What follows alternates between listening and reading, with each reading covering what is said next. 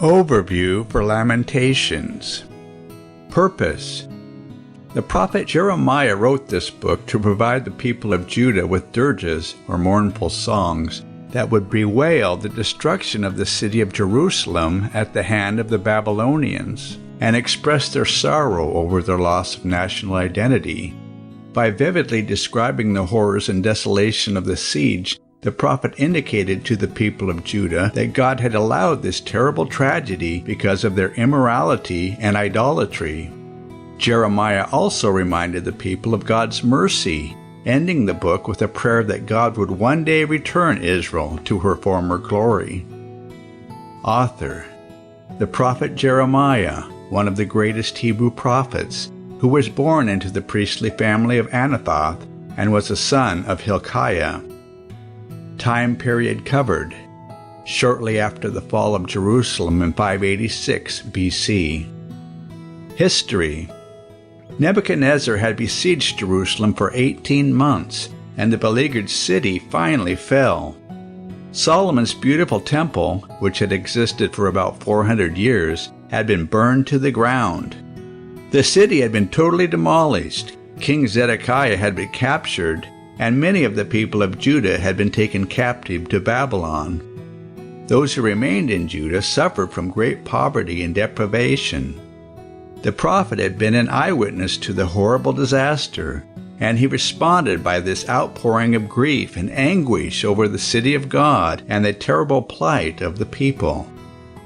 A biblical account of the fall of Jerusalem can be found in 2 Kings 25 and 2 Chronicles 36. Key people: Jeremiah and the people of Judah. Setting: Jeremiah had just witnessed the Babylonian army plunder, burn, and destroy the city of Jerusalem. While Jeremiah never mentioned the name Babylon in the book of Lamentations, the thrust was that this judgment came from God and was a consequence of the people's disobedience. Special features. The 5 chapters in the book of Lamentations are 5 separate poems written in a style similar to ancient funeral songs. The Hebrew alphabet has 22 letters, and the first 4 poems in Lamentations are dirges written in an acrostic form, meaning that each verse begins with a consecutive letter of the Hebrew alphabet.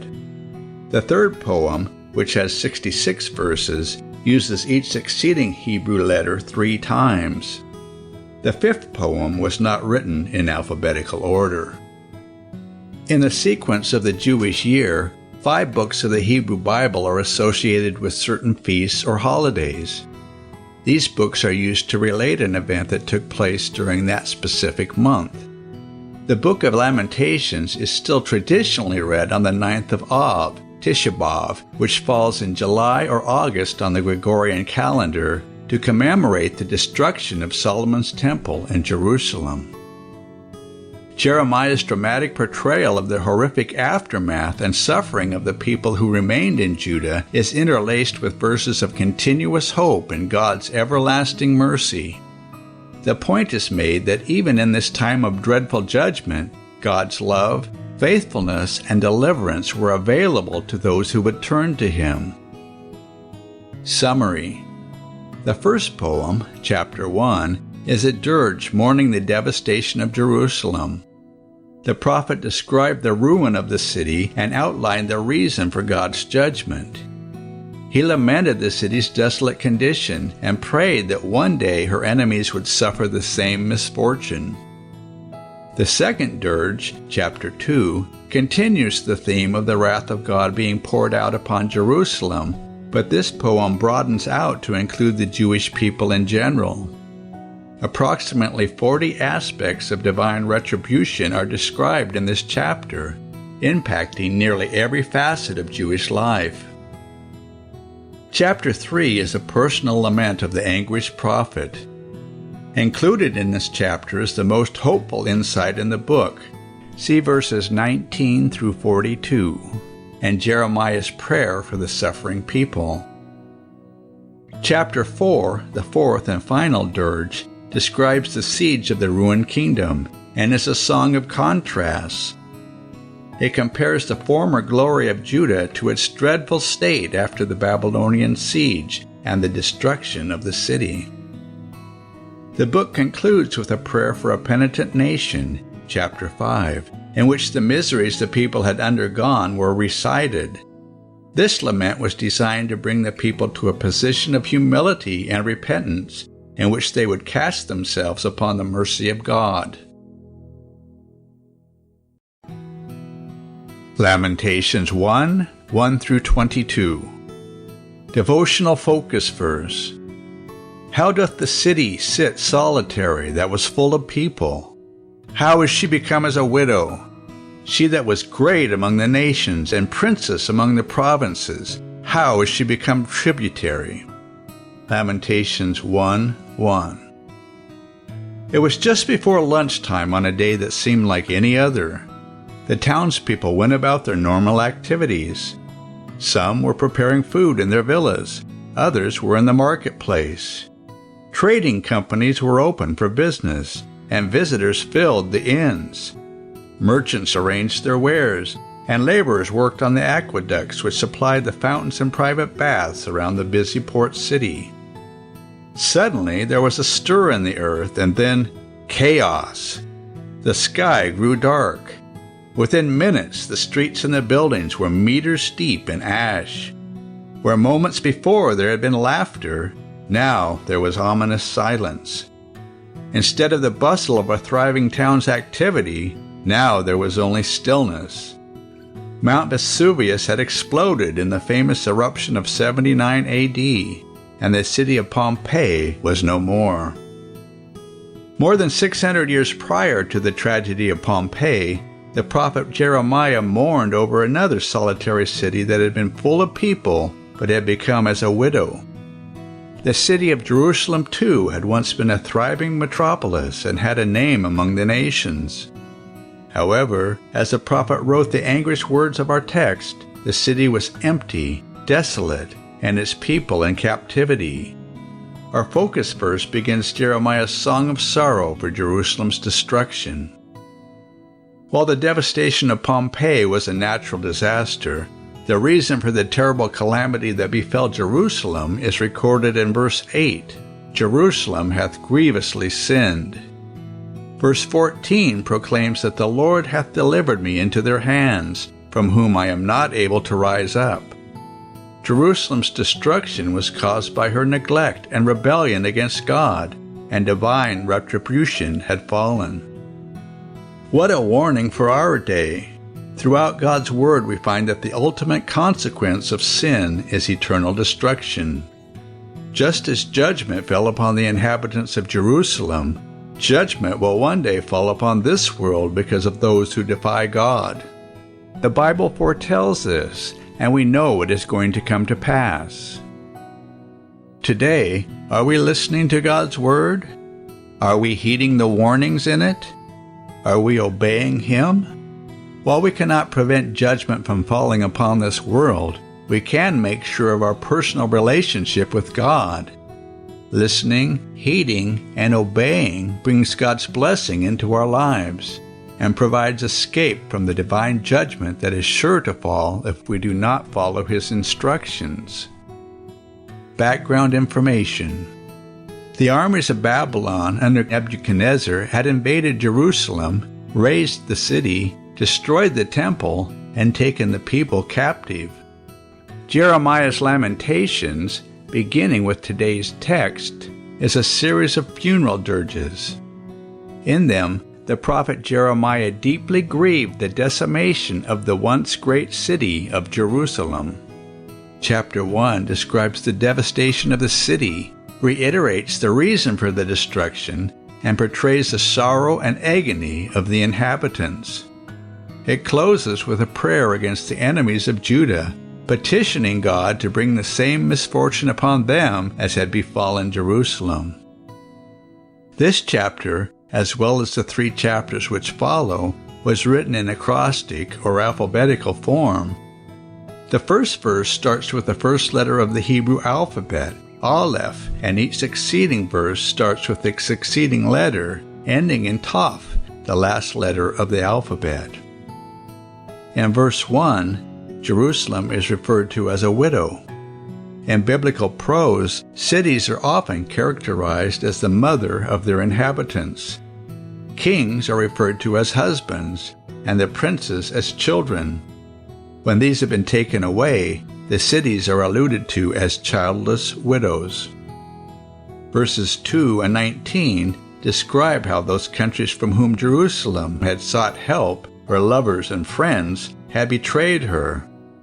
Nations who had once sought for her friendship were now her enemies. In verses 12 through 22, Jeremiah personified the destruction of Jerusalem, describing the outpouring of God's wrath as though it had happened to him personally. He keenly felt the anguish and heartbreak of Jerusalem's demise. Conclusion: if we obey God, we will be blessed. If we disobey, we will be judged. Let us heed the warning and make sure that we live to please Him. Lamentations. Chapter 1. How doth the city sit solitary, that was full of people? How is she become as a widow? She that was great among the nations, and princess among the provinces, how is she become tributary? She weepeth sore in the night, and her tears are on her cheeks. Among all her lovers she hath none to comfort her, all her friends have dealt treacherously with her, they are become her enemies. Judah is gone into captivity because of affliction, and because of great servitude, she dwelleth among the heathen, she findeth no rest, all her persecutors overtook her between the straits. The ways of Zion do mourn, because none come to the solemn feasts, all her gates are desolate, her priests sigh, her virgins are afflicted, and she is in bitterness.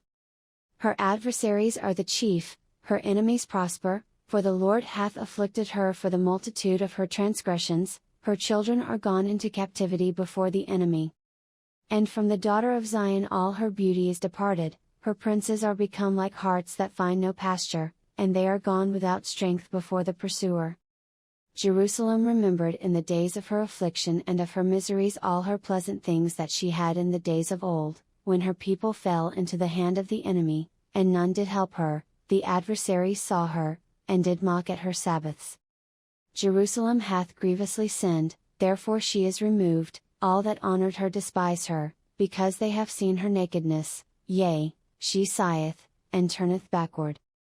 Her filthiness is in her skirts, she remembereth not her last end, therefore she came down wonderfully, she had no comforter.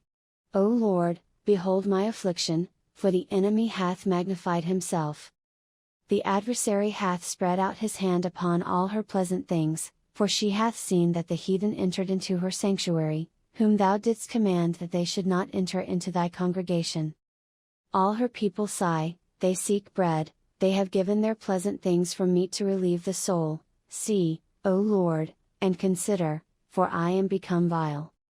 Is it nothing to you, all ye that pass by?